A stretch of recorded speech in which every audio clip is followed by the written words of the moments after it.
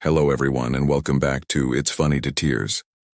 Today we've got a story that proves even the most ordinary moments, like ordering a pizza, can turn into a comedy of errors that you just can't make up. So grab a slice of your favorite pizza, get comfortable, and prepare to laugh. It all started on a particularly lazy Friday night. You know the kind.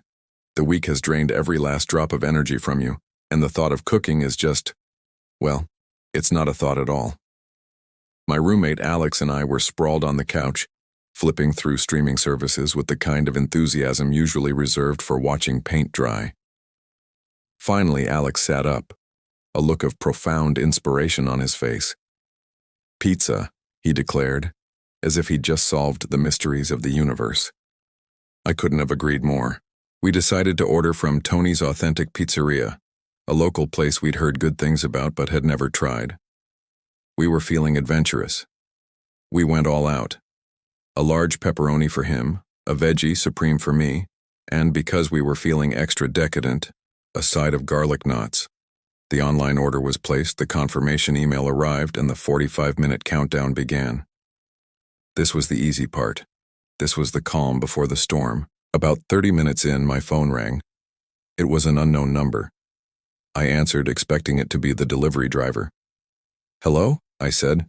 A frantic voice on the other end replied, "Hi, is this the person who ordered the pizza?" I confirmed it was. He continued, "Okay, great. So, I have a bit of a situation. I'm your delivery driver. My name is Kevin, and I'm kind of lost. Now, our apartment building isn't exactly hidden in a remote jungle. It's a big, very obvious brick building on a main street." I was a little confused. "Oh, okay," I said, trying to be helpful. "What street are you on? I can guide you." Kevin let out a sigh that sounded like he was carrying the weight of the world on his shoulders. "That's the thing," he said. "I'm not sure what the street is called, but there's a really big squirrel in front of me, like, unusually large. He's just staring at me." Alex, who had been listening in, started giggling. I tried to maintain my composure. "A large squirrel?" I repeated, trying to process this information as a landmark. "Okay, Kevin. Can you describe anything else? A store? A sign?" There was a pause.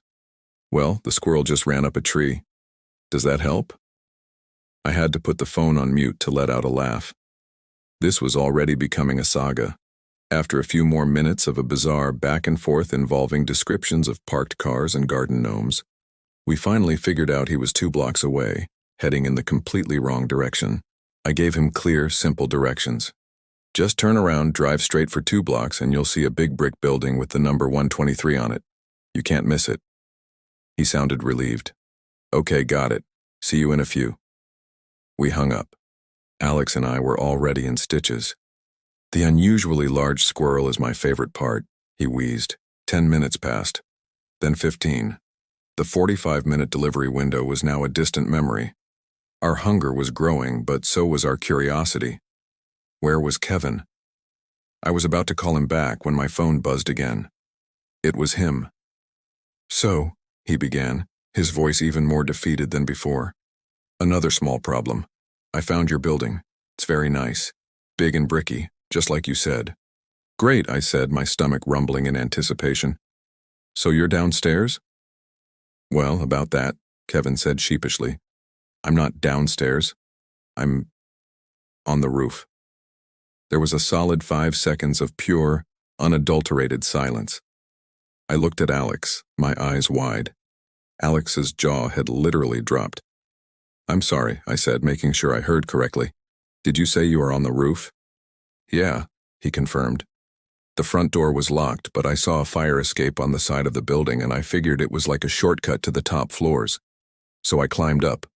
But now the door to get inside from the roof is locked, and it's higher than I thought. At this point, Alex had fallen off the couch and was rolling on the floor, clutching his stomach. I was trying so hard not to laugh into the phone, but tears were streaming down my face. "Kevin," I managed to say between gasps. "Why would you climb the fire escape? Our apartment is on the 2nd floor." "I thought I'd work my way down," he exclaimed, as if this was a perfectly logical delivery strategy. It seemed efficient at the time.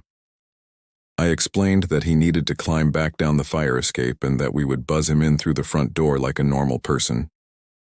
He agreed, sounding slightly embarrassed.